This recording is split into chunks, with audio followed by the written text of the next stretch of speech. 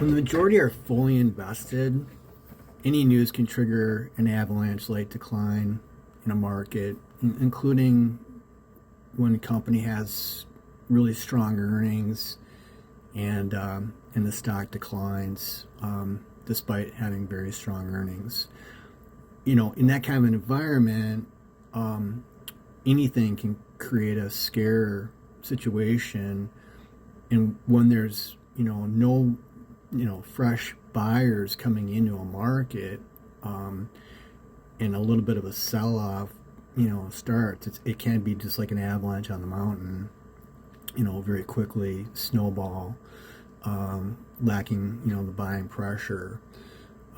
So again, historically, significant market declines only come when everybody's fully invested.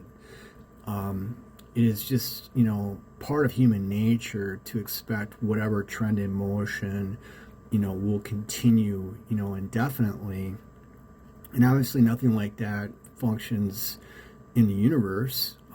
Winters don't go on forever, and nor do summers, for example. There's always these cycles in our physical world, but also in our societal world as well. Now, this is part and parcel of what we're looking at going forward, something called a false move, which is when a market will do something that people don't expect, and then the real trend will unfold after that false move.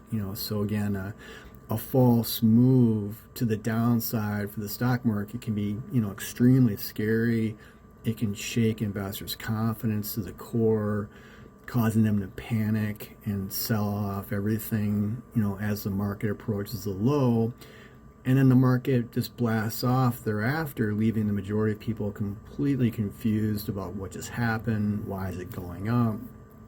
And effectively, markets are great at these false moves that really fake out the majority of people, who don't consider the role of time, or understand necessarily just how markets function.